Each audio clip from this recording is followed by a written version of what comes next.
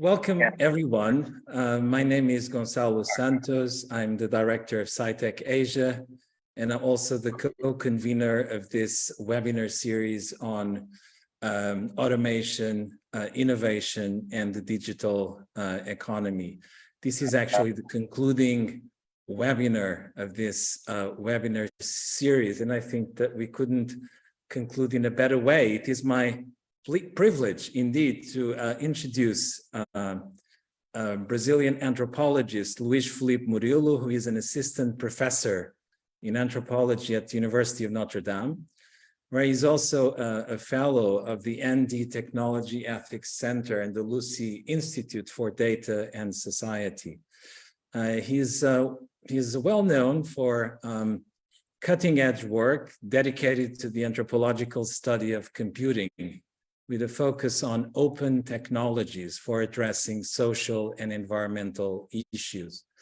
He has conducted long-term field research in the context of computer expert communities, free and open source technology projects, and more recently, in the European Organization for Nuclear Research, CERN, to study the promises and challenges of creating a commons in science and technology. His talk today is entitled Hacking for Creating and Severing Ties. And he's going to take us to the world of hacking communities across international boundaries. Thank you so much, Luis Felipe, for accepting our invitation. The floor is yours. Hello. Thank you so much for having me. I'm very grateful for the invitation of the Sci-Tech Asia. I'm very grateful for Dr. Santos in particular and his team. Also, I'd like to thank everyone who's here with us today. What I have prepared is a portion of a book manuscript that I've been working on the question of the technical social ties that constitute computer expert collectives. But before I get to the actual content in the argument of the book, I would like to present to you how I got there through the means of ethnographic field research. But before going there, I would like to just get us started by asking and to get a sense of who's actually in the audience. I'd like to ask, when I say hacking, what comes to your mind? I would like to hear from some of you. You can unmute, say your name, what you work on, and what does hacking mean to you? When you hear the word, what comes to your mind?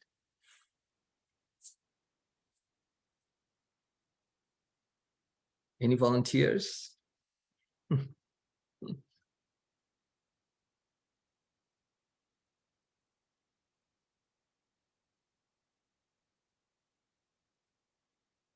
Well, a transgressive practice of sorts. And what we mean by transgressive probably means different things to different people. But yes, that's the first thing that comes to mind, transgression. Absolutely. This is a very well-established definition of hacking as a form of trespassing or circumvention, or using the situationist term in France, détournement. That is very common as well for understanding this practice. Absolutely, this is one of the well-established definitions. Any other definition or example that people might think of? Yeah, this is Joseph Bosco. It's also cobbling together, just sort of solving problems by putting MacGyvering as another word that's commonly used. Yes, this is again, this is an excellent example and very current in technical communities of coming up with a clever solution for a technical problem that is pretty much a MacGyver style, right? Like something that you can some sort of what you can come up with some sort of bricolage and get something done, right? So this is also a very important established definition. Any other definition? Any other examples that people might have to share? If not, I have quite a few for us to go through.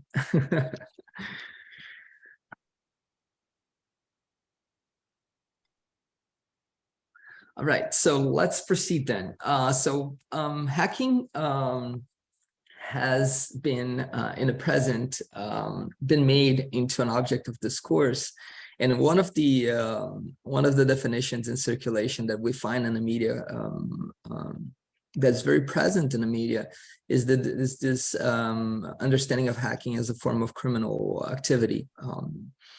And this is a funny news piece from the Weekly World News, which is a newspaper that only publishes fake and humorous news pieces. And this is, of course, a humorous take on hacking as sickos that can wreak death and destruction from thousands of miles away by actually blowing people's computers. Hacking has also been more recently extended to various domains of practice. So every system that can be conceived has been the target of a discourse on hacking. So it is possible, according to some, to hack the school system, for example. So hack schooling it became part of the debate on hacking. Biology and biological research has also been the object of discourses and practices of hacking, with the rise of community laboratories for what is called biohacking. The human body has also been the object of hacking, and this is a very painful image to look, because it's not the smartest body hack that we can think of, but this is a person rather marginal, I would say, in the biohacking community, who implanted like a gigantic battery pack on his arm with a little microcontroller, and then he had to remove it, of course. But that is that is an example of the idea of hacking extended to human biology. Hacking has been applied to health and healthcare as a healthcare system, has been applied to humanitarian aid. It also has been very much part of the discussion of social movements since the late 1990s. And in this case, what we have is the discussion of hacking at the intersection of feminist political movements, with the usage of 3D printers and all sorts of digital technologies to come up with instruments such as this speculum for the study of human anatomy and the women's bodies. Hacking has been applied to farming with the idea of open agriculture and farm hacks for the purposes of actually fixing and improving agricultural tools and implements. Hacking has been used for radiation monitoring, which is a case that I'm going to present for you today after the Fukushima accident and disaster in Japan in 2011. And there is one classic example of the intersection between computer hacking and social movements in the mid-1990s and late 1990s, with the usage of computer internet technologies to support the Zapatista movement in Mexico. And of course, I need to mention this because this is a very important part of the discussion of hacking, the controversy surrounding hacking. Hacking has become an object, has been instrumentalized for the purposes of mass surveillance and intelligence gathering by governments. And this is something that has not only been the case that we saw in the case of PRISM and the Snowden revelations in 2013, but it's also present in several countries throughout the world. Hacking has been very much part of the surveillance apparatus, and hackers have been hired to work for intelligence agencies across the globe. There is a discussion about hacking concerning information technology and the practices of exploiting vulnerabilities in computer technology, in computer networks and operating systems. This is I brought for you an example of something called teardrop, which was very popular when I was in high school among high school students. That would be basically a little program that students would run and just reset machines, overwhelm machines with fragmented internet packages that would overload the machine and get the machine to reset. And this was an attack that was very common, and students would do this as a prank. So the idea of hacking as a prank is pretty much well established in the discussion of hacking. And I would complete this, very brief tour of these many flavors of hacking by presenting to you one of the current discussions on hacking, which is the extension of the word to anything that concerns software development. This has been a definition that has been circulating among startups and big internet companies in Silicon Valley. And it's basically the idea that a person who does anything, it's, in theory with computers, it's a hacker. And this is the definition of Mark Zuckerberg saying that hacking just means building something quickly or testing the boundaries of what can be done. We can say, according to this definition, we have been hackers for millions of years as human species since the creation of using bodies as our tools, primordial tools, but also creating storm tools, right? So this is the absurd extension of the term hacker, of the term hack, and the definition of hacking. So hacking has been, as I presented to you, a symbolic practice with many associations, linking persons and technical objects, political discourses, and forms of digital circumvention. In the 1960s and 70s, it was connected with the counterculture practice of exploration of phone networks and hardware hacking. This period was analyzed, for example, by the anthropologist Christopher Kelty with respect to the copyright extension of 1976 in the United States, creating the possibility of the copyrightability of computer programs. And this is, of course, in the 1980s would unleash the software industry. In the 1980s, we have the formation of something called the hacker underground, with hacker communities organized first around bulletin boards, the so-called BBS, which will culminate in the enactment of the Computer Fraud and Abuse Act in 1985 in the United States. And this is concurrent, most importantly, with the introduction of intellectual property as an umbrella term in a key area of corporate investment, with the Uruguay round of 1986 of the General Agreement of Tariffs and Trade, which will become the World Trade Organization in 94. The articulation of hacking as a manifestation of political action with quote-unquote activism, it's something that appears in the mid-1990s, and it's present to this day. And this is a very, it's a key milestone in the history of hacking. And this happens alongside the so-called Mickey Mouse Protection Act, which is a copyright extension act that was actually enacted to protect intellectual property of companies such as Disney and several others in the United States, which actually extended from 50 to 90 years copyright protection. And this has, of course, opened the floodgates of what is called in the discussion intellectual property maximalism. And we also have the criminalization of the practice of reverse engineering, which is very popular, very important for computer hacker collectives, because it's a means through which computer hackers learn about digital systems. And this prohibition of reverse engineering happens. It's part of the Digital Millennium Copyright Act, the DMCA, which is also from '98.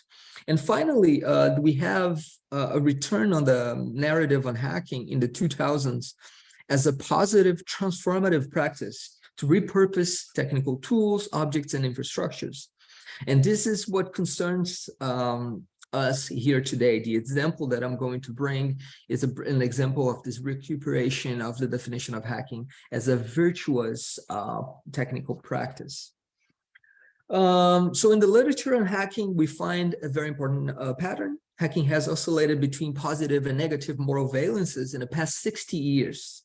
This oscillation accounts for the passage from what communication scholars Thomas Douglas has called the culture of secrecy at the height of Cold War, and something that I called the technical culture of openness, in which the notion of hacking has been applied to a disparate, to a wide range of technical, professional, and political practices more recently. In the same body of literature, we also find an emphasis on Euro-American perspectives and experiences, and a concentration on the debate concerning the hacker ethic. This is made popular by books such as Hackers by the journalist Stephen Levy, published in 1984, a very, very, very influential, important book for hackers. And in 2000, the publication of Hacker Ethic and the Spirit of Information Age by the philosopher Pekka Himinen, who was a collaborator of Manuel Castells. What is missing from this academic debate, from this literature on computing, on hacking and computing expertise more broadly? Turns out my response would be a whole lot, such as the analysis of gender imbalance in politics, the boundary making practices among experts and lay experts, involving bona fide hackers, computer scientists, and non-hackers, of those who are perceived to be non-hackers, and a more concentrated study of technical objects and exchange practices that constitute the socio-technical fabric of transnational hacker collectives. Interestingly, anthropologists have contributed to this literature on hacking in the past 2 decades. There are many of us actually study hacking in anthropology, but there are quite a few of us studying hacking in several disciplines, in interdisciplinary fields such as STS, and in computer science and criminology and psychology, etc. So I will just stick for the sake of time in some of the contributions in anthropology. We can divide them at least in 4 topics. Hacker communities as cultures of the gift, which is one of the earliest debates in the discussion about free and open source technology development. We have the discussion about hackers as techno-political agents with the study of hacktivism, with important studies of the community of Anonymous, for example, by Gabriella Coleman, the study of the appropriation of hacking by nation states by Foley's and Fish, published recently in 2019, or I guess not so recently, you know, because it was in the old world as we transitioned through the pandemic. The discussion of hacking as magic, which is something that I was very interested in when I was working in my dissertation, which concerns the dialectic between the technology of enchantment and the enchantment of technology, which was a discussion, a development in anthropology on the debate on magic, elaborated by the anthropologist Alfred Gell. And this was very fruitful. It is very fruitful to study the effects of the boundary making practices between hackers and non-hackers, the magical effect that a hack, the efficacy, the symbolic efficacy of a hack for folks who are non-hackers. And finally, and this is a very important topic, a more recent topic, hacking everything and everywhere. As the very definition of hacking now is dispersed across several domains of practice, as I demonstrated before, from biological labs to humanitarian response, to geopolitical dispute, and to the contemporary software and to software and hardware hacking as a fuzzy identifier for collaborative practices of software and hardware development in companies, but also in community projects. When I started my studies of computer hacking in 2006, I looked for what was missing in the literature. Despite the crucial importance of our anthropological research for the study of the practice, little was known at the time about the experience of hacking outside the main axes of development in the United States and Western Europe. And with this substantial gap in mind, I set out to study the alterglobalization of hacking. First, through the study of free software in Brazil, and then through the development of open technologies in the context of a network of community laboratories called Hackerspaces. Before we continue, let me provide more details about this research agenda that led me to the topic of hacking as an undisciplined manifestation of technical expertise. So I started this line of inquiry with the study of free software in Brazil. In comparison with other countries, free software became an important technical and political practice in the country for the rearticulation of the labor movement with an emergent transnational community of software developers. That was a very unlikely encounter, but it happened. The free software movement in Brazil was particularly important for describing the process in which a particular and rather arcane software development practice was taken up by a national policy for the purposes of technical sovereignty. This articulation was made possible by the ferment of the World Social Forum in the context of the mobilization of the alterglobalization movement in Porto Alegre, in the south of Brazil. That was one of the epicenters of the movement at the time. I conducted this research from 2006 until 2009, but I have been involved in open technology initiatives in the country as a volunteer since 1999. After my studies of free software in Brazil, I started to concentrate on the transnational aspect of software development and conducted preliminary research with software developers in Japan and United States. In 2010, I happened to stumble across a community space called Tokyo Hackerspace, which happened to be 1 year later a key site for the development of radiation monitoring devices after the Fukushima disaster. By spending time at Tokyo Hackerspace and its activities, it was a very vibrant place at the time with artists and technologists and people who were curious about the development of open technologies like me. I quickly realized the existence of a network of community spaces called Hackerspaces through the solidarity links that they established across national borders. So this community space had many connections with other hackerspaces in different countries. From this preliminary research experience, I decided to conduct multi-sided ethnographic research in the context of the hackerspace network with a focus on the development of open technologies and the exchange of technical objects and circulation of computer experts. I started the project in 2011. After one preliminary field research in Japan and conducted extensive field work in 2013 and 14. After examining the exchange dynamics in the context of community projects, I realized that I needed to learn more about established bureaucracies and how they were integrating the logics of open technology development in their operations. So I knew quite a lot about the community dynamics, but I also knew that corporations, government organizations, educational institutions were also incorporating these technologies.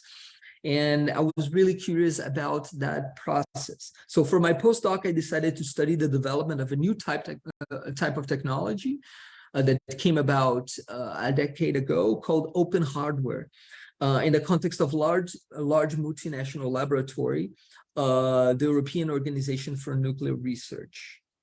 And more recently, I turned to the study of the development of open technologies in the context of environmental research, which is something that I am dedicated now.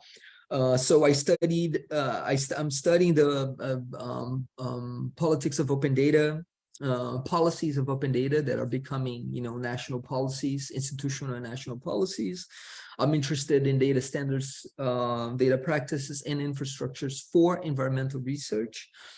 And now a project that I have ongoing.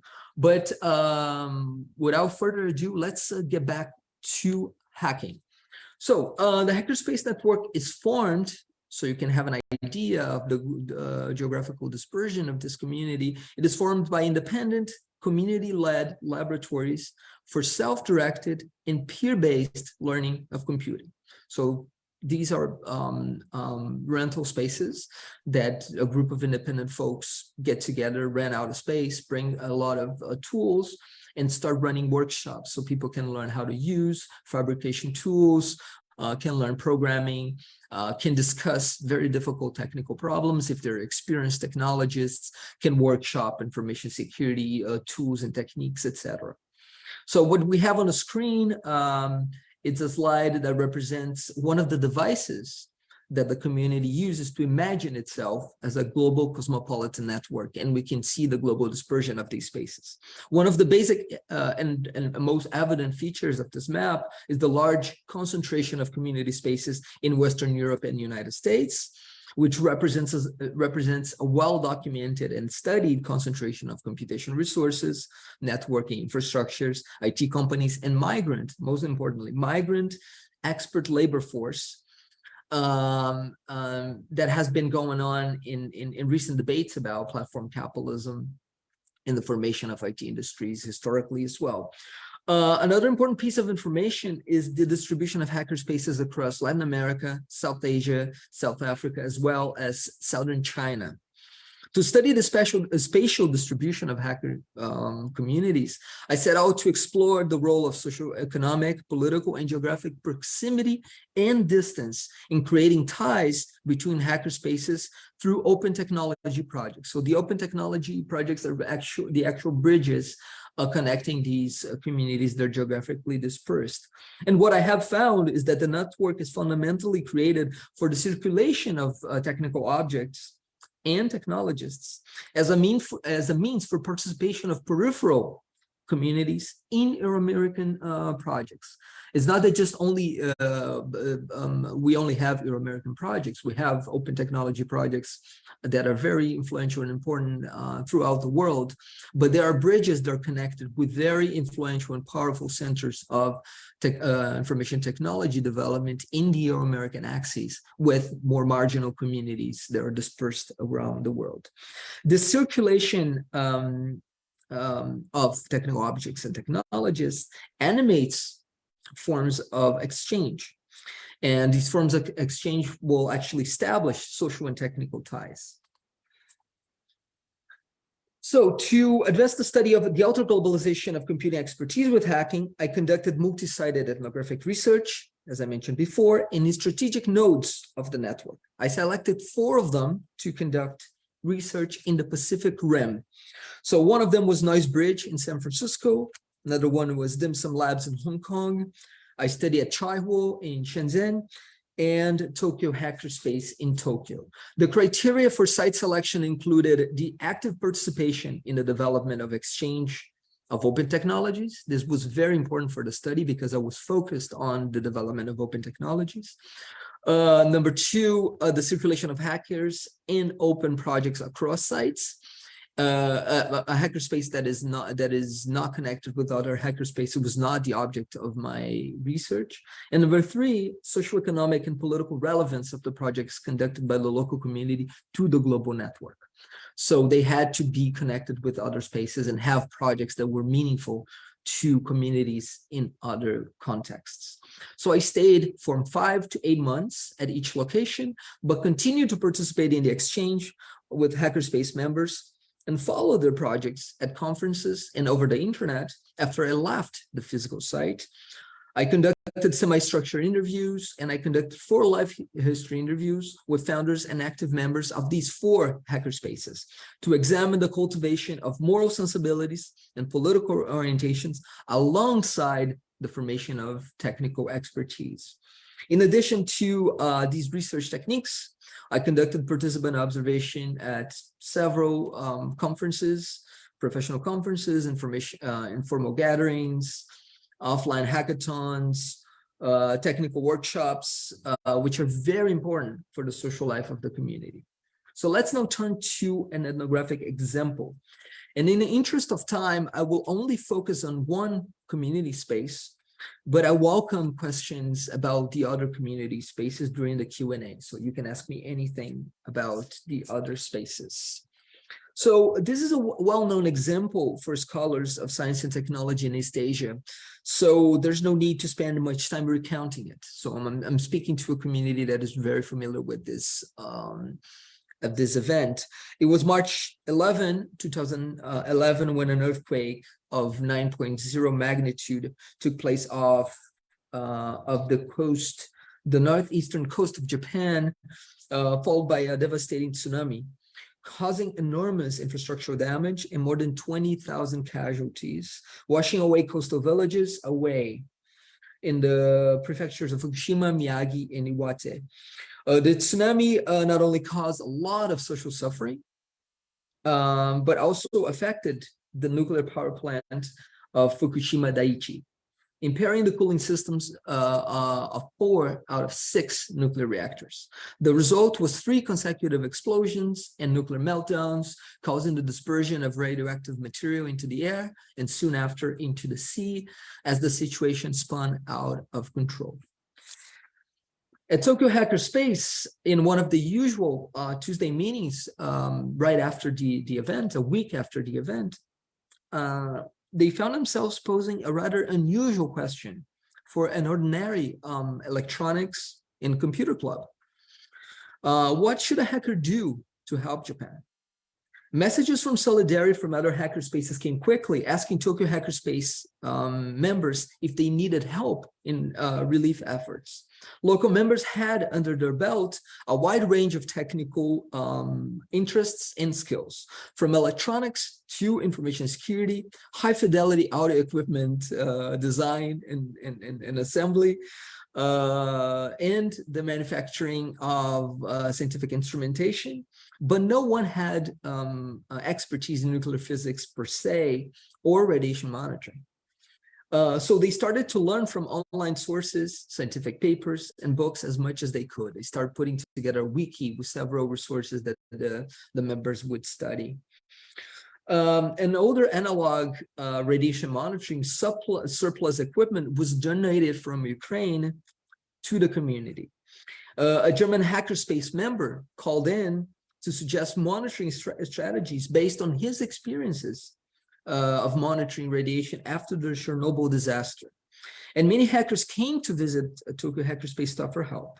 The space was often filled with Japanese hobbyists and experts, but also expatriates, hackers from United States and Western Europe of all ages and gender orientations. And we can see from the slide, despite the overrepresentation of men-identified members in the community.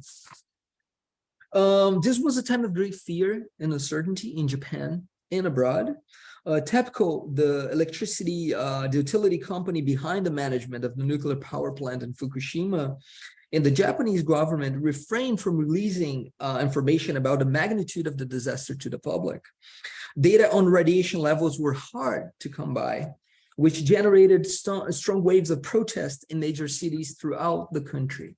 Sentiments of distrust in the government were widespread.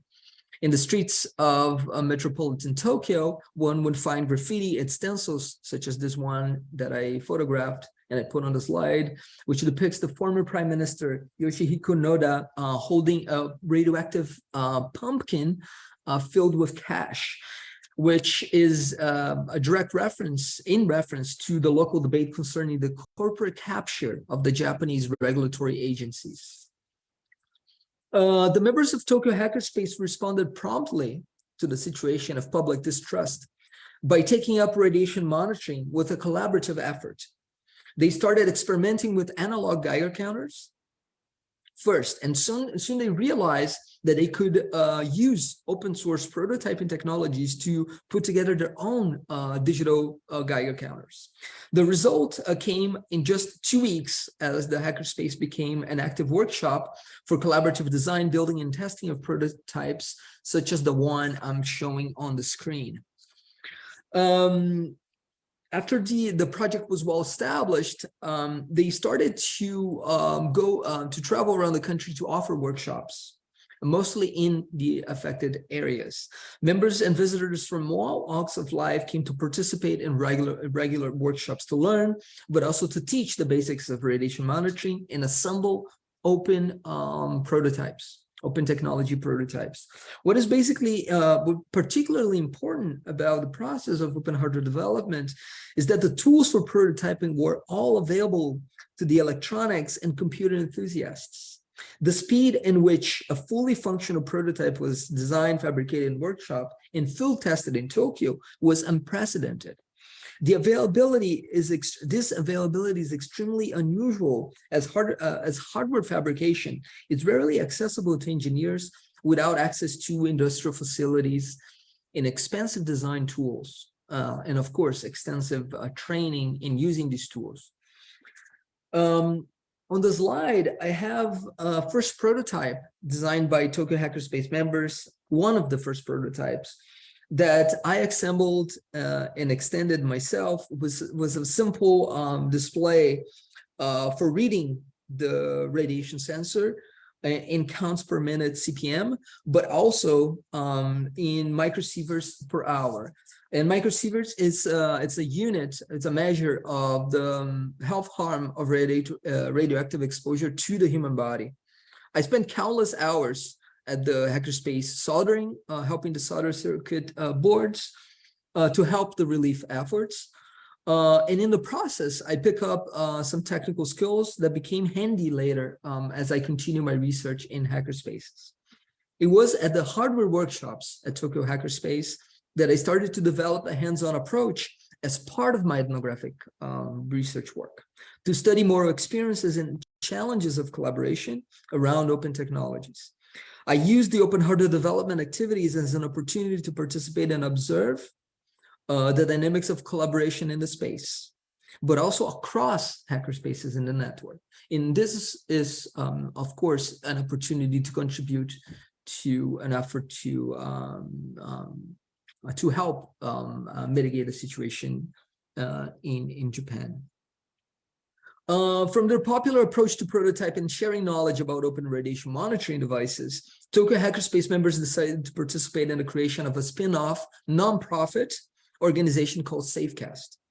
SafeCast combined open technologies for radiation monitoring with a web platform in order to publish public geolocated data on radiation levels for open consultation. What is particularly important about this initiative is that in the span of 10 years, SafeCast became one of the biggest citizen science projects with the biggest open data set that covers a substantial part of Japan, surpassing by far the governmental data collection, which eventually led to the Fukushima prefecture to adopt the data set as its official data source. As part of my ethnographic work, I started to build network graphs to represent social and technical ties I observed involving companies, nonprofit organizations, and independent volunteers. Fundamentally, my network graphs served as a complementary, or rather supplementary devices of ethnographic description. Based on interviews and participant observation, I started mapping relationships around SafeCast to reconstruct its support network, starting with Tokyo Hackerspace as a community laboratory. SafeCast was itself a product of the encounter of various groups of internet entrepreneurs, open source expert volunteers from Japan and abroad, and eventually radiation monitoring experts. 1 week after the onset of the nuclear disaster, what we see on a graph is that early on, various projects were connected to each other, represented a component, the biggest component we see on the graph. It's a connection of several initiatives to address the problem of public communication of the scale of the disaster, in order to expose the levels of harm, the harmful levels of radiation in the country. So community initiatives working in the space included Geiger Maps Japan, Japan Geiger Map, Sinsha.info, rdtn.org, and OpenStreetMaps Japan, that are marked in light green on the graph. You can see the organizations represented in light green. There was a wide number of organizations. After 1 year after the onset of the disaster, and 1 year of open hardware development and open data production on radiation, radioactive radiation levels, other community projects disappear from the scene, and Hackerspace and Safecast gain in prominence as a well-funded and supported initiative. It managed to secure 2 successful crowdfunding campaigns and stable sources of donation. It had representatives in prestigious organizations such as Knight Foundation, Tokyo University, Keio University, MIT, Creative Commons, corporations such as Sony, and more. Yahoo.Japan started to use Safecast data for their public dashboards. Open hardware companies contributed design files to radiation monitoring devices, and Japanese companies offered help by attaching Geiger counters to their cars, helping considerably in the process of data collection by covering major roads across the country. The project grew fast in the short span of time. The density of the network describes strong institutional ties made possible by the brokerage of volunteer experts who came to Safecast and started connecting Safecast with all of these very powerful organizations.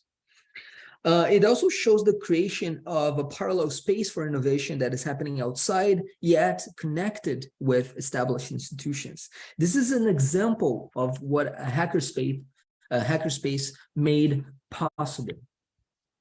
Over time, Safecast became an informal educational platform for open technologies dedicated to the dissemination of information about the nuclear crisis. Its volunteers would offer regular workshops in which kids and adults assemble their own Geiger counters using open technologies such as the one on the slide that is called the B-Geige, the bento Geige, because it's boxy like a bento box. Which in turn were used to collect and distribute data to the public and to be visualized on the web. So they would use the device, collect data, radiation data, and then upload to a website for visualization. The project completed 10 years on March 11th last year, with the mark of 5,000 devices produced by volunteers, 102 countries covered. Not entirely covered, but they have some coverage, and over 150 million data points of radiation data made available to the public. And the open Geiger counter is distributed as a kit, which is a very common practice among hardware hackers to make kits and distribute them so people can learn how to assemble specific types of data, of devices. And these kits were meant to be assembled at public Safecast workshops. The kit included an expensive factory-calibrated radiation sensor, which was produced by a reputable scientific instrument maker called International MadCon, that approached the project later at some point in the development of Safecast, offering these very this professional grade monitoring pancake size sensor, shaped Geiger-Müller sensor. And this is important to emphasize. The reason why I'm getting into this level of detail is because this is the Safecast open hardware secret sauce, so to speak, which is no secret because it's an open device. Because in contrast with other Geiger counter projects, because there were several open Geiger counter projects being distributed in the community, but this is the one that actually became the established one and the most reliable one.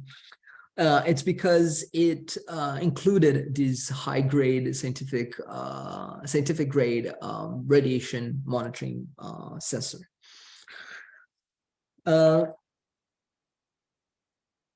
When considering the act of hacking, the practice of radiation monitoring tools and approaches, the following quote from a Safecast team member is particularly telling. Open quote. Basically, we all consider ourselves hackers in a good sense. We had to actually explain this to a person the other day who asked, what is the legality of that. I had to explain that we're not hackers who are trying to break into bank computers. We're just trying to be creative. This is sort of the aesthetic and the ethic. Well, no one had done this before, so let's take what we have, sort of mash it together and figure out a way that works. Here, the member articulates the notion of hacking as a form of creative invention that is morally oriented, made possible by open technologies and the culture of collaboration that is propagated in the context of hackerspaces. Hacking here figures fundamentally as a practice of bricolage. In sum, there are at least two major aspects of the ethics of openness as it was exercised in the context of Tokyo Hackerspace and the Safecast project as a response to the Fukushima disaster. One is hacking was redefined as a creative identity for inventing a collective response to the crisis. Again, hackers in this context figured as bricoleurs. And secondly, openness constituted a basic set of participatory technologies to address the perceived issues of lack of transparency and accountability of the government and regulatory agencies of Japan. The innovation here is at the level of the process of gathering a collective around common tools and shared values. The creative response to the Fukushima disaster was made possible by open technologies and the collaborative ethos they helped to animate. Open technology development created a common pool resource for disaster relief, a quite unlikely one coming from an unexpected group of experts in computing and electronics, but not in radiation monitoring. Again, this is a group of computer experts, electronic hobbyists, and volunteers from all walks of life who are not experts in nuclear physics. As a concluding remark, we are witnessing the transformation of hacking with the recuperation of a narrative of hacking as a virtuous act. And this is happening ongoing with a very strong emphasis on hacking as a criminal activity, right? So that is all over the news. We also see in the contemporary a very interesting development of this attachment of hacking to a positive moral valence. This transformation has important social and political consequences in the dispute against forms of informational control exercised through IP, titles, and other forms of political and economic control that exercised by large-scale digital platform holders.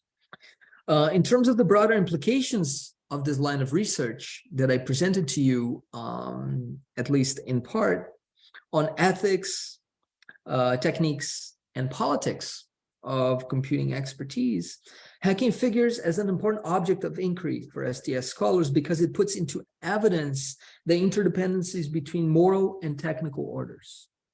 Hacking involves forms of commoning, where open technologies are created and shared by collectives of hackers, in spite of the interdependencies of computing as a field with IT corporations, education institutions, and government organizations. Sharing open technical objects manifests a political principle that was articulated more recently by the political sociologists Dardeau and Laval, and what they call the common as a political principle for creating a collective practice alongside the market and governments, alongside markets and governments. It's important to highlight that in the global circuitries of open technology, the common or the commons has always been both an aspirational practice and a domain of intersectional friction. This is very important to emphasize. It has represented historically and geopolitically much more of a commons in the making with substantial barriers of entry for those who are not cultivated in computing. And yet, despite all the challenges of actually creating these commons, Open technology collectors managed to swim upstream and create a commons in practice at transnational scales. And Hackerspaces, the Hackerspace network, is an example of this scaling of these rather marginal community initiatives. In relocating alternative manifestations of computing expertise, and this is a point that I was emphasizing throughout the talk, by taking computer hacking as an undisciplined manifestation of computing, of technical expertise, we have seen how hackers at Tokyo Hackerspace in particular created an alternative technical and political practice with the value of openness. In their distinctive moral circuitry, they delineated the negative contours of a credentialed expertise, of the credential expertise of nuclear experts. Through their own socio-technical ties, they created a form of alter-globalized solidarity among computer experts in the most unlikely conditions of fast expanding individualization, competition, and IP enclosures at transnational scales. In the end, the anthropological relevance of the hackerspace community more broadly resides in their support for new technical political arrangements, creating concrete alternatives in several areas such as radiation monitoring, information security, privacy protection, and decentralization of computing power and knowledge about computing IT technologies. This creation of concrete alternatives is a matter of realizing network potentials through practical experiments in these community spaces, which are called hackerspaces. So to conclude, my thesis is that hacking ties technologists to circuits of communal experimentation with computing. But it also serves for hacking ties with organizations that are perceived to be detrimental to the computing commons. So it is within this productive ambivalence that hacking sustains itself as an undisciplined but convivial technical political practice. For every hackerspace project gestates many potential and actual others as gifts that keep on giving. So I thank you all very much for being here with us today and for listening, and I look forward to your questions. Thank you very much.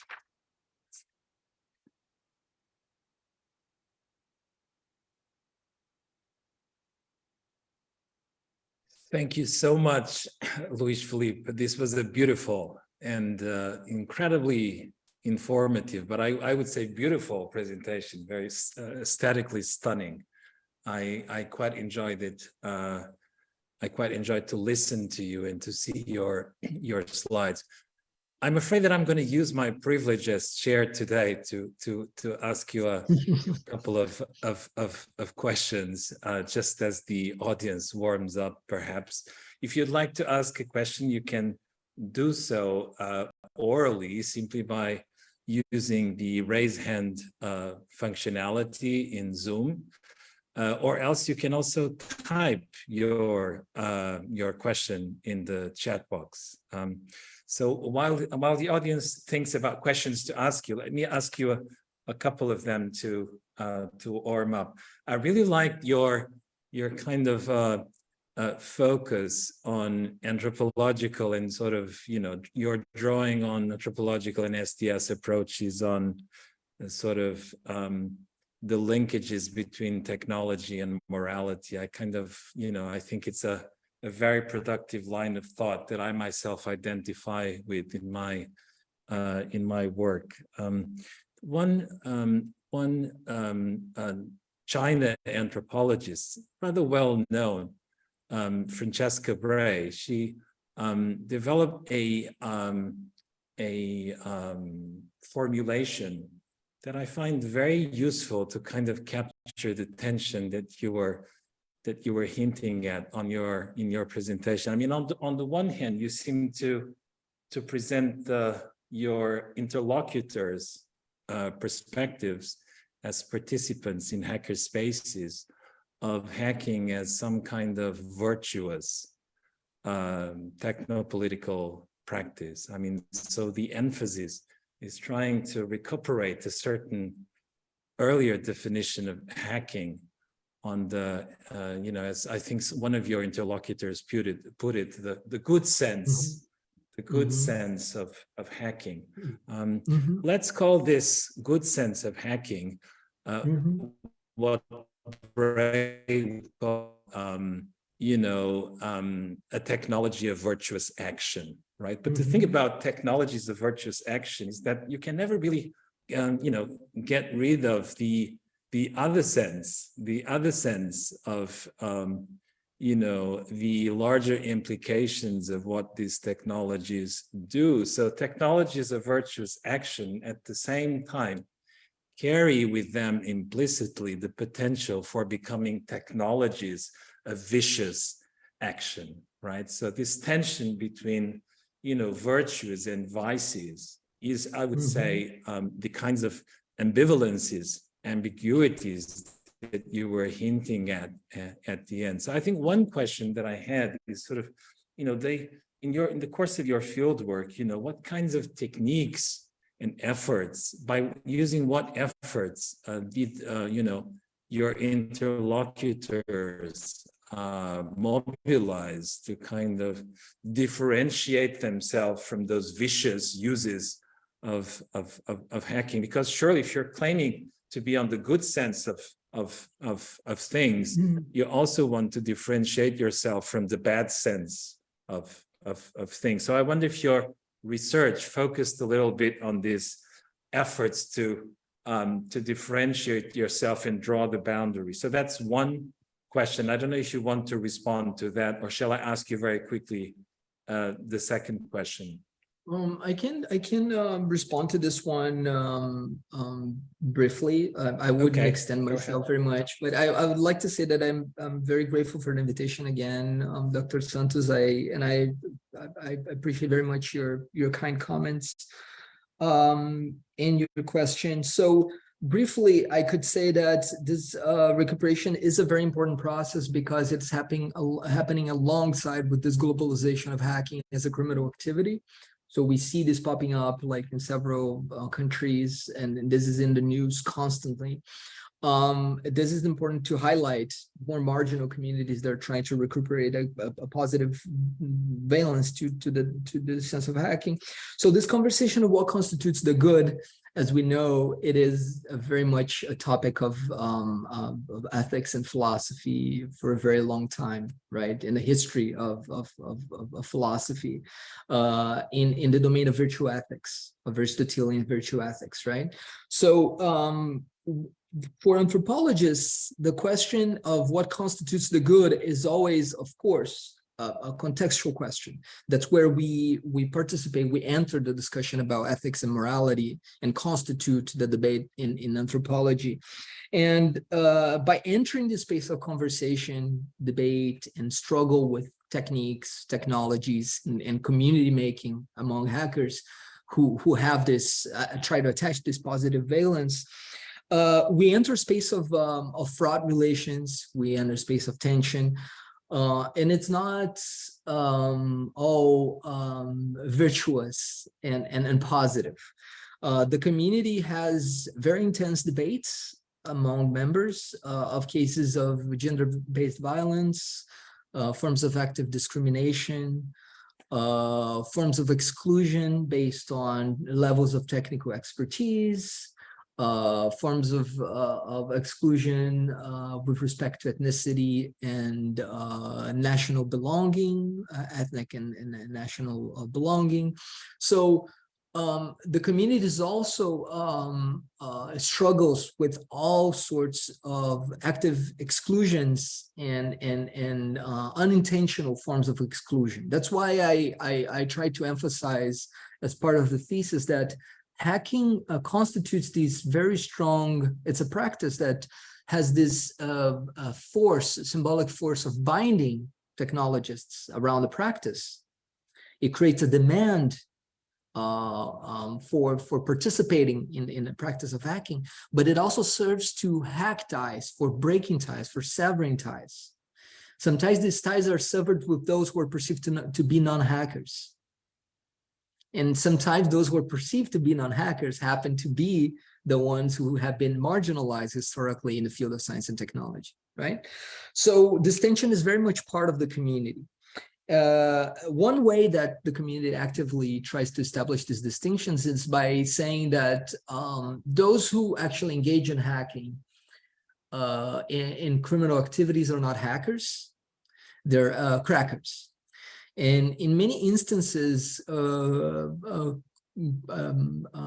colleagues and folks in the community in having these debates with them, they would say that the level of technical sophistication in many of these attacks tends to be rather low, and they would not qualify as a creative, even poetic expression of technical excellence and expertise. So they would not technically qualify as a hack. There's a term that goes around in a hacker and information technology sector called script kiddie, which is someone who doesn't have the technical expertise, but takes an exploit, downloads it, and runs it against a target. It's a person who does not write the exploit by themselves. So the community creates all sorts of techniques by calling them crackers, by calling them script kiddies, by saying that they're not real hackers because they don't have the technical expertise. These are the ways for drawing the boundary between the virtuous hacker or the hacker who is trying to do something positive with the technique and those who are not.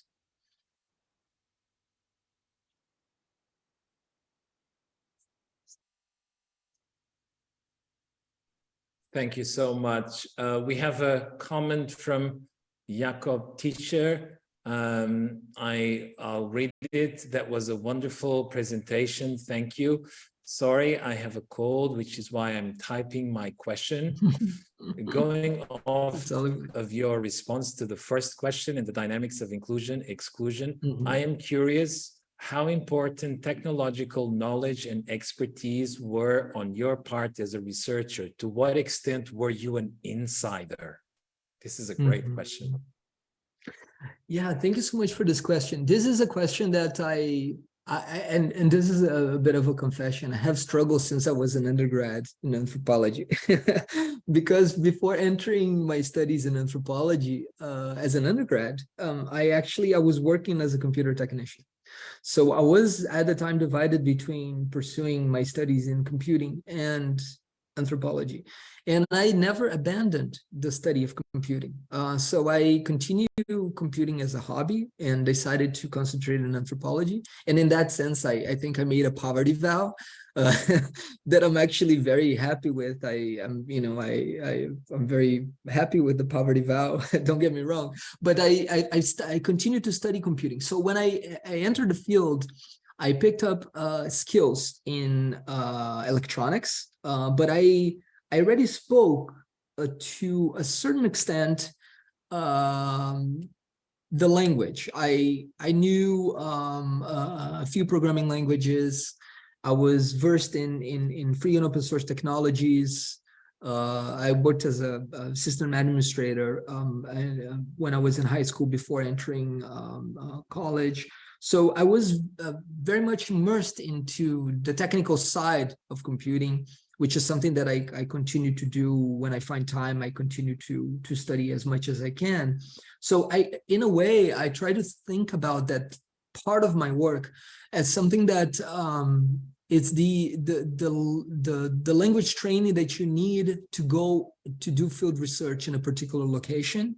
Let's say you need to study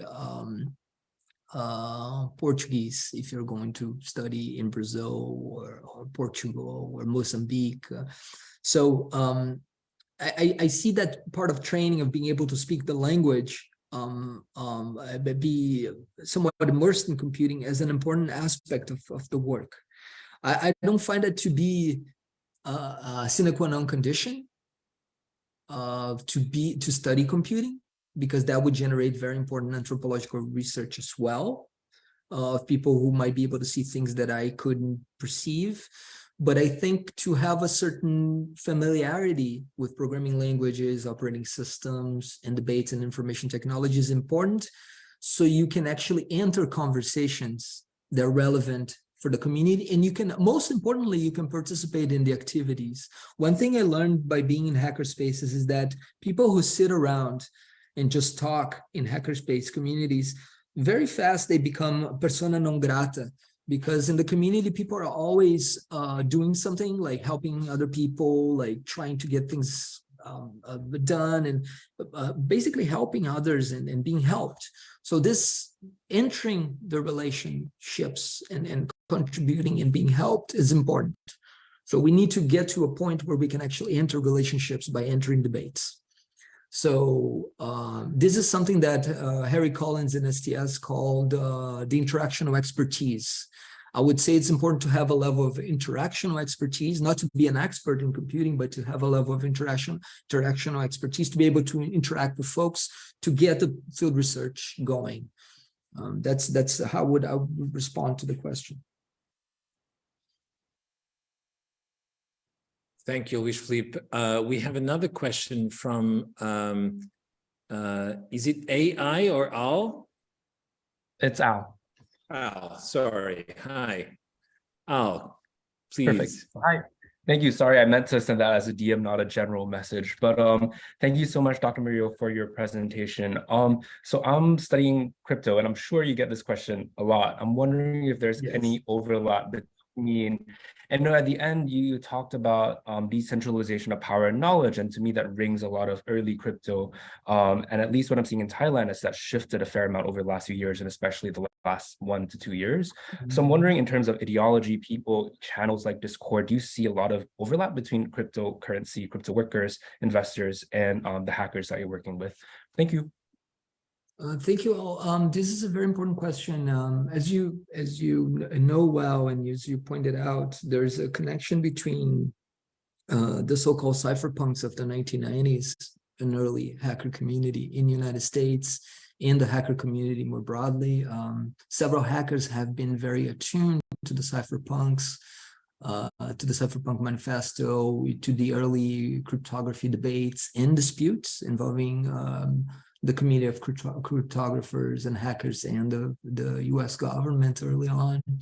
I did spend quite a bit of time in the discussion about cryptography and working with folks who are developers of cryptographic technologies. One of the hackers that I did a life history that is going to be in my book, Nibi Yutaka, he is one of the core developers of GNU-PG, who is an open implementation of the PGP program and the Open PGP protocol for data encryption, and it's often used for ciphering for cryptography in email clients for sending protected email messages. So he developed a token, crypto token, called FST01, which is something that I described in my work. I ran workshops with him, several workshops, and I created a derivative version of that token in order to learn about the token. So there is a very strong overlap. Cryptocurrencies were very much part of the conversation, and communities were really excited with crypto. People wanted to, when I would pay lunch for someone, people wanted to pay me back in Bitcoin. And I would say, no, I don't want to have anything to do with that early on. And now of course I regret, but there was a very strong overlap. But what I've perceived more recently is that because there was a very strong influx of the finance, the fintech, the financial tech, venture capitalists and companies, and the explosion of the cryptocurrency development and debate, some hackers tend to be more skeptical and distant, some of them, especially in the community, because of several aspects that are connected with the crypto, right? Like all the Ponzi schemes that happened on social networks, the energy use of some of the cryptocurrency implementations that have implications for climate change, and overall some of the finance cutthroat venture capitalist dimensions that also are expressed in the community tend to drive some of the hackers away, but not all. Many of them are still engaged in the debate, but the overlap is very, very important, very present. Yes. Thank you for your question. Thank you so much, Al. Thank you, Luis Felipe. Joe, please. Hi. First of all, I'm very happy to see Luis Felipe at my alma mater of Notre Dame, to see that Notre Dame is at cutting edge in anthropology now. Just a simple question for information. I'm just curious, you did research in all these different places, whether English was the predominant language in each of these places. Just that's out of curiosity. But my real question is, on the issue of expertise. On the one hand, you're talking about really cutting edge, really sophisticated technology, and you alluded to this when you're talking about the Geiger counter that comes from, it's very specialized, has to be factory calibrated. And on the other hand, you're talking about hackers who are amateurs, who are, you said not nuclear specialists. And, we've gone through this pandemic now where a lot of non-experts have really crazy opinions about medicine. So maybe I'm being a little oversensitive about non-specialists getting involved in various things. I'd really like to hear you talk more about this sort of contradiction between the expertise that's required for, we see technology moving towards more specialization and more expertise and more sophistication that requires larger organizations to manufacture, to really understand, and people specialize in a small area, so it takes huge teams to be able to implement these new technologies. And we have, on the other hand, this anthropological interest on hackers. You're about the second or third talk this series on hackers, and I'm wondering whether this isn't sort of a Luddite reaction on our part as anthropologists, because we are, of course, lone wolves ourselves who like to do things by ourselves and not as parts of large teams. So I wonder if you could talk a little bit about this contradiction that we have here between the hackers as individuals and non-specialists, but the technology becoming more and more sophisticated and expert driven.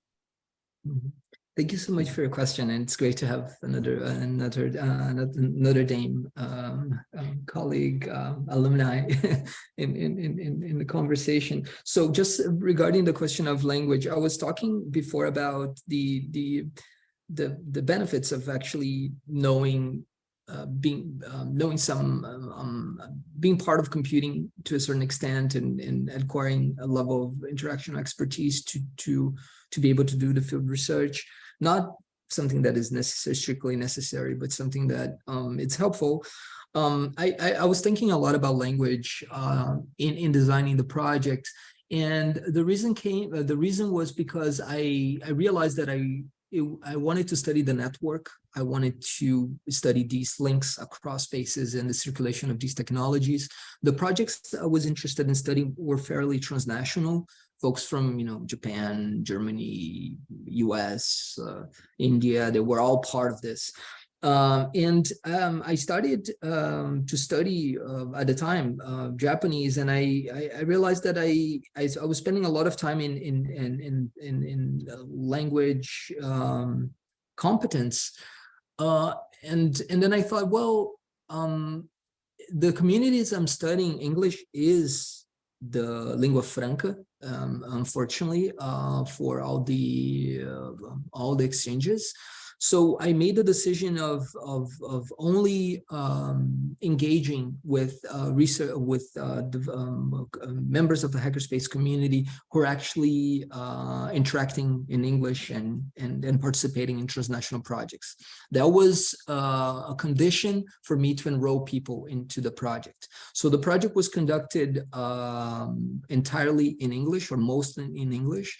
For the interviews with folks with difficulty of expressing themselves themselves in English, I would bring someone to help me for translation. I would take documents in different languages as well and translate documents that were important in Japanese and Chinese. But the interactions in the hackerspace, in the projects, in conferences and workshops, in everyday life were basically happening in English. The presentations given by hackers were in English. Even folks such as myself, who for whom English is not first language. So that was kind of a condition for me to do this multi-sided research. So I took computing as a second language, so to speak. My competence in being able to speak the technical language as my second language to be able to do the field research. So English mostly and only as a language for field research. And then with respect to this tension between expertise, I think it is, we have this very discomfort now, I would say, with the dispute of scientific expertise, given that everything that we have been going through with the pandemic. But also everything we have been going through in the discussion of climate change, with climate skepticism, right? So we have been discussing in STS the importance of being attuned and something that Mike Fortune calls the friendship with the sciences.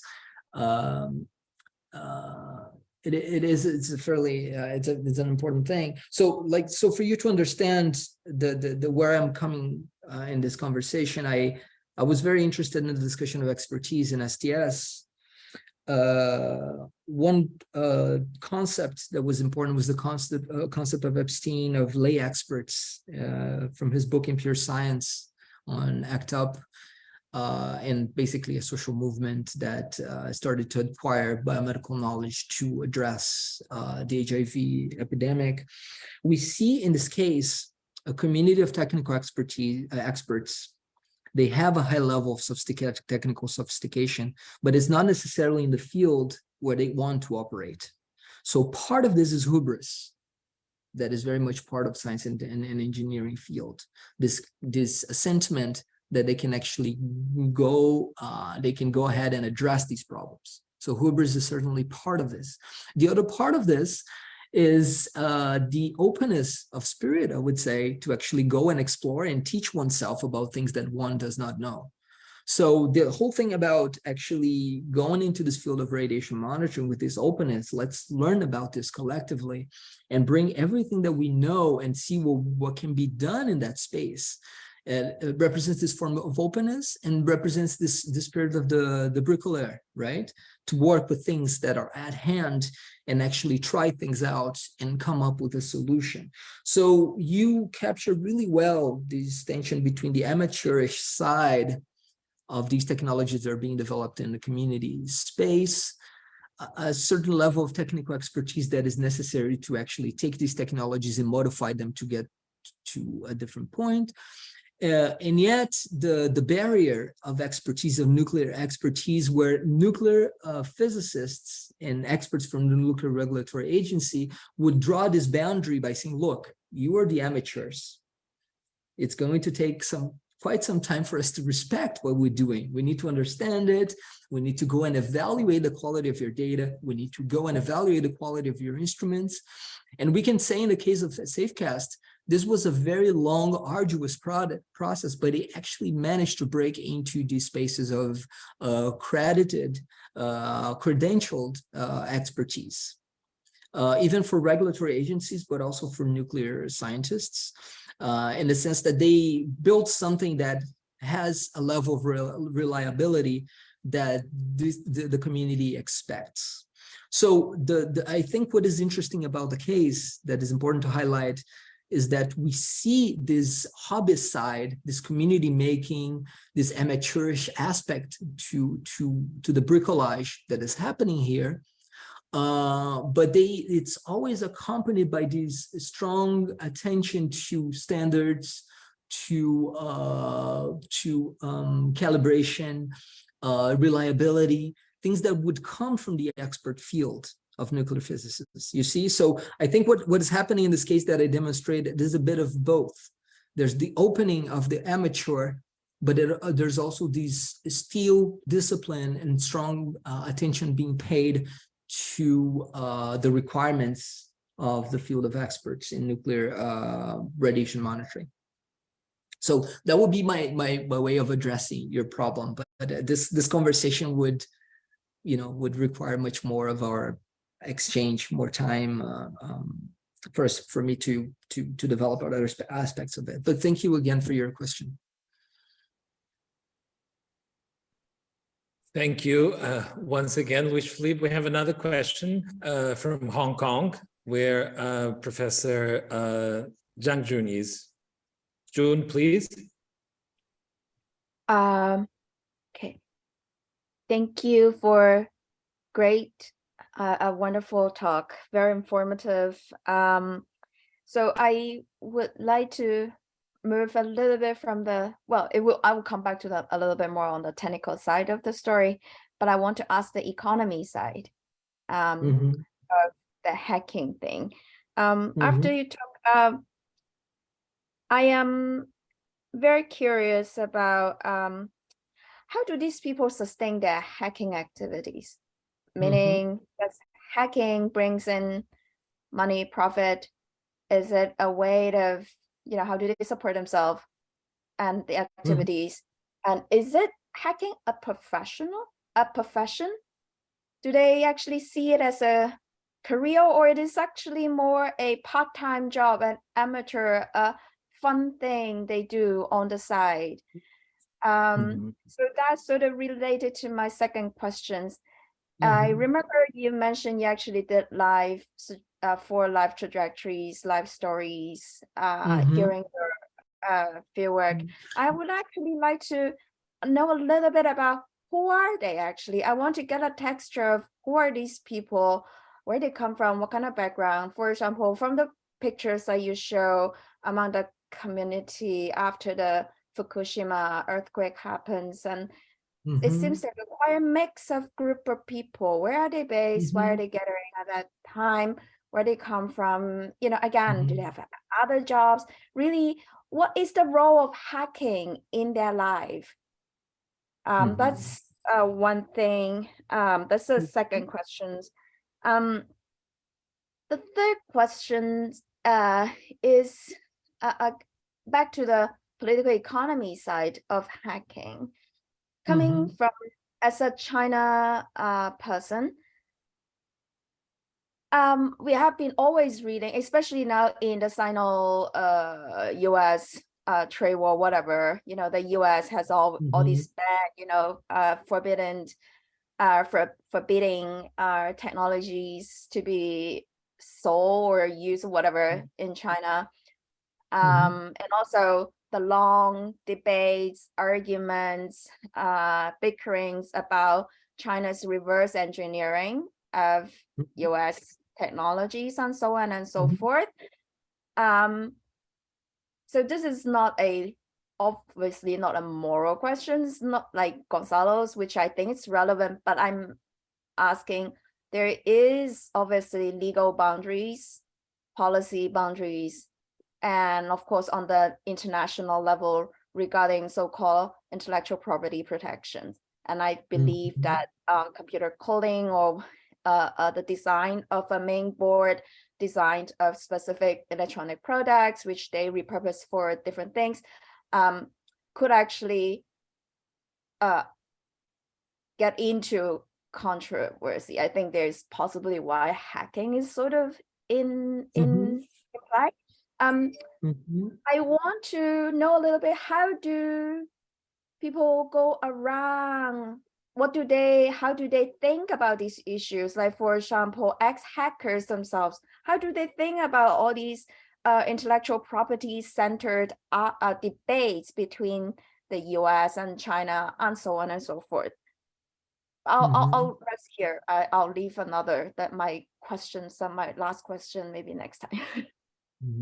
Well, thank you so much for your question. This is very important because it gets to the question, which is, it's an old question in the discussion of hacking, of the work ethic of the hackers.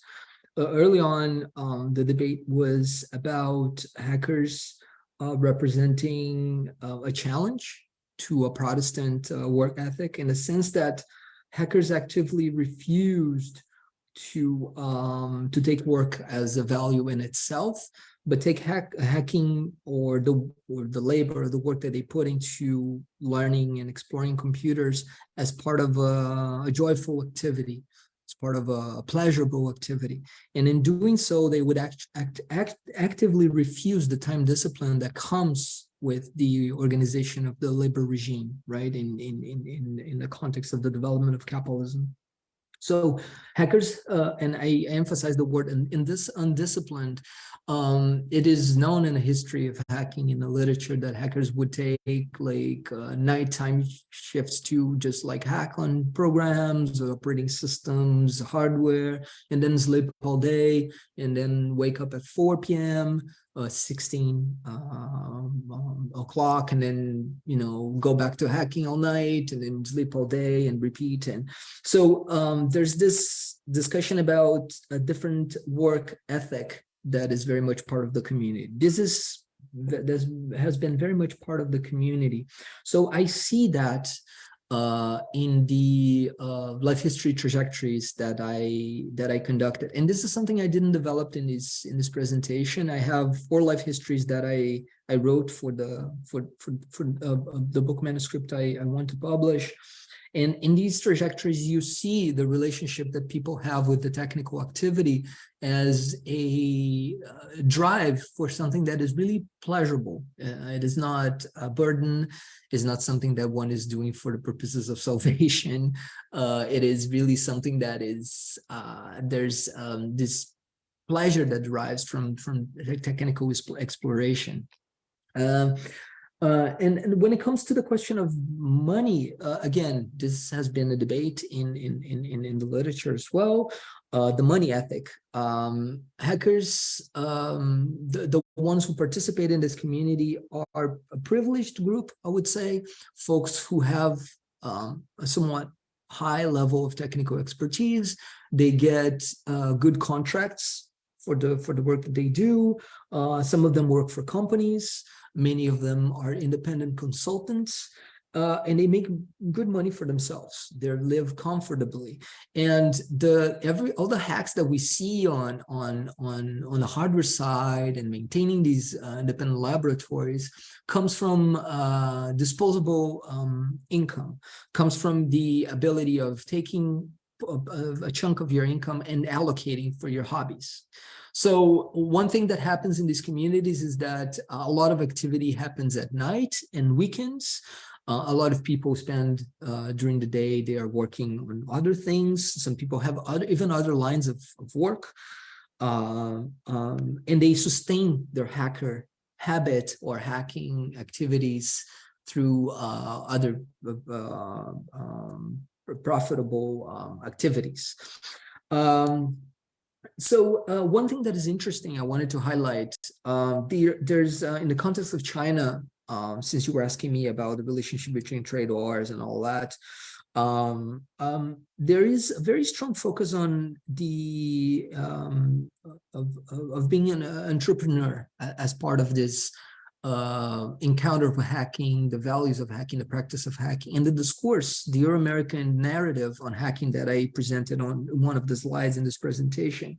So I noticed that there's a very strong focus on entrepreneurship in the context of one of the hackerspaces that I spent time, Chaihuo, and at the Shenzhen do-it-yourself group, which created a hack space that was very important for the community, for Chinese hackers. They all have small companies of just a few young engineers, and they perceive the work that they do as hacking a particular piece of software or hardware and making that into a business. I saw that there was an imperative for creating these little enterprises. And this is something that has been captured by the study of startups and the innovation discourse and practices by Sylvia Lindner in her book. She was one of the presenters of this series, and she captured that that historical development in China, especially in southern China, concerning this obsession with making, with all these startups and then the government coming into play to create of these community spaces. So I noticed that very strong focus on entrepreneurial activities among Chinese hackers and other hackers that I conducted life histories with.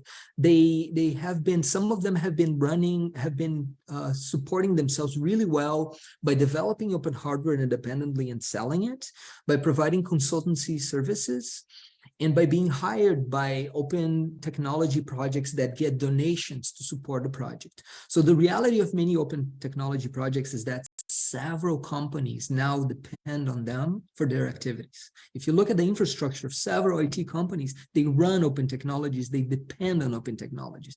Turns out that these technologies have been historically developed by folks with this profile that I mentioned to you, folks who are doing this for love of computing, for joy, and of course, for maintaining themselves, supporting themselves well. And now these companies provide donations to these open, transnational open technology projects that these companies depend upon. So these hackers also get, sometimes they're being paid a salary to work on that particular project. That's the case of one of the technologists that I conducted life history with. So that would cover the economic side. This is tends to be a fairly privileged group, socioeconomically speaking, and folks with a higher, above average level of technical expertise as well, that they managed to convert into economic capital. The technical capital, the symbolic capital that they have, they managed to convert into economic capital, to use, bourgeois categories here to explain this. Luis Felipe, we already went over time, but I can't resist asking you a last question from Jakob Fischer again. He or she wrote in the chat box another question, if I may. Given that hacker networks strike me as fairly loose social organizations, I'm curious how and if they made sure that other or all hackers would toe the line for the good. Or was there a sort of selection bias of who would voluntarily show up in hackerspaces to begin with? Were there hackers outside these spaces, and what were their agendas? I'm also thinking here that what counts as the common good depends on perspective, as hackers working for the national interest of one country might end up harming the infrastructure of another country. I am a PhD candidate at Boston University working on popular religion in Taiwan. So here, purely out of interest. But Taiwan is also an interesting case where hacking is pretty ambiguous, depending on where it originates. To some extent, I am asking if the notion of good shared among hackers involves notions of democracy or anarchist resistance. Apologies for the long-winded phrasing. Well, thank you so much for this question. Yes, 2 please. minutes. All right. Please, just 2 minutes and answer in 2 minutes. Two-minute challenge. Yes, yes. So I presented a segment, and we could say a small segment of the hacker community more broadly. Hackerspaces are an important part of the history of the community, but it's just one portion of the community. You have information security experts working for information security companies. You have ethical hacking organized around certification programs, companies, IT security companies, government agencies is sponsoring that. So hacking has become, and this is how I started with all of those examples, hacking has become many, many, many things under the sun.